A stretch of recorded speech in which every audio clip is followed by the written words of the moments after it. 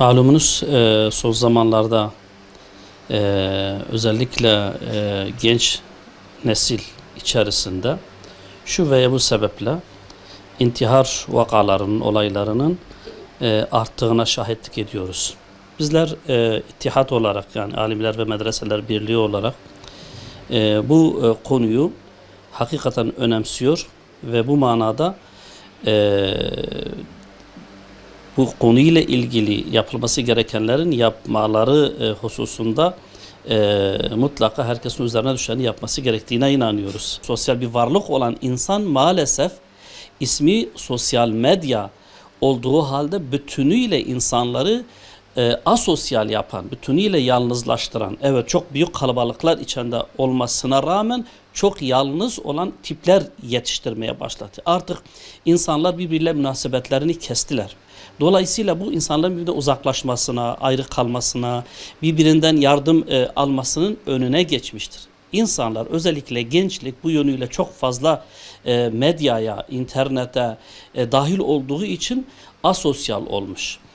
Bu belki de en önemli sebeplerden birisidir. Çünkü insan yalnız kalmıştır. Yalnız kalınca da dünyanın içerisindeki bu kadar musibetlerle tek başına baş etmesi mümkün değil ve neticede işin kolayına kaçarak intiharı tercih ediyor. Bu bir. İkincisi, kanaatimce bu, en önemli sebebi de manevi boşluktur. Gençliğin özellikle maneviyattan gün geçtikçe şu veya bu sebeplerle uzaklaşmış olması, yalnız kalmasına ve bütünüyle manevi bir boşluğa düşürmüştür.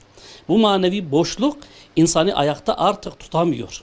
Dolayısıyla bir insan en ufak bir sorunla karşılaştığı zaman dayanacak manevi bir güç bulamıyor.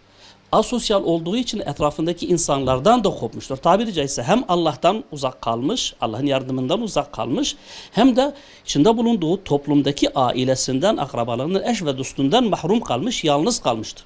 Bu şekilde sahipsiz, yalnız kalan bir insanın sorunlarıyla baş etmesi, aklını buna yeterli olması, sabrının buna yeterli olması, manevi gücün buna yeterli olması yetmiyor ve dolayısıyla böyle bir şeye teşebbüs ediyor. Ondan dolayı biz diyoruz ki mutlaka ama mutlaka bu insanlarımızı bu musibetten koruyabilmemiz için her şeyden önce manevi bu boşluğu maneviyatla doldurmamız lazım. İmanla doldurmamız lazım. İbadetle doldurmamız lazım. İnsanın Allah'a dayanması lazım. Bir insan Allah'tan korktuğu zaman canına kıymaz. Bir insan Allah'a yakın olduğu zaman böyle bir şey yapamaz. Ama dediğimiz gibi eğer bu kadar maneviyatsızlık içerisinde bocalıyorsa ona bu desteği kim verecektir? Onu kim rahatlatacaktır? Onu kim hayata bağlayacaktır? Bütün bunları temin eden maneviyattır. Dolayısıyla manevi bir boşluk var. Bunun sebebi de teknolojidir. Bunun sebebi de maneviyatsızlıktır. Bunun sebebi de ibadetsizliktir. Bunun sebebi de Allah'tan uzaklaşmadır. Gayri İslami bir hayatın içerisinde bocalamadır. Ve işte neticesi de budur. Ondan dolayı biz diyoruz ki ne yapalım edelim. Bunları suçlayacağımıza her şeyden önce İslami bir ahlak vermemiz lazım neslimize, gençliğimize. Onları hayata bağlayacak bir imanı onlara temin ettirmemiz lazım. İbadetle onları ayakta tutmamız lazım.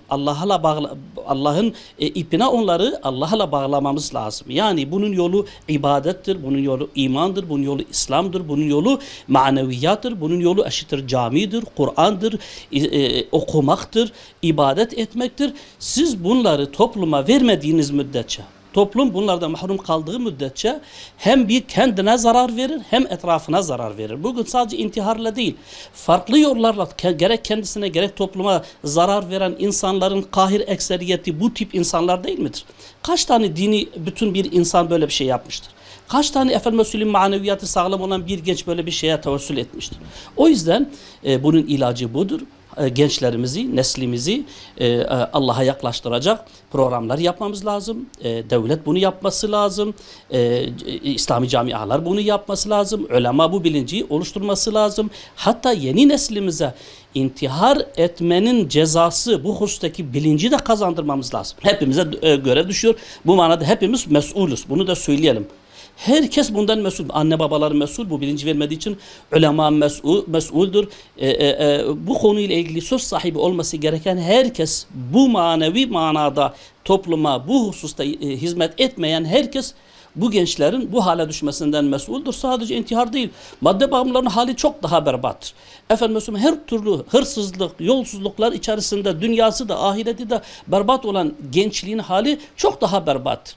Belki günde bir kişi icabında intihar ediyor, çok ses getiriyor ama onlarca, yüzlerce kişi bugün cezaevlerinde hayatları yine aynı şekilde berbattır. Veya sokaklarda yaşıyorlar. O yüzden ne yapalım edelim, dünya ve ahiretimizin saadetini temin etmek için Rabbimize dönmemiz lazım. O zaman bütün bu musibetlerimiz kalkar inşallah. Rabbim bizi o günlere tez bir zamanda kavuştursun.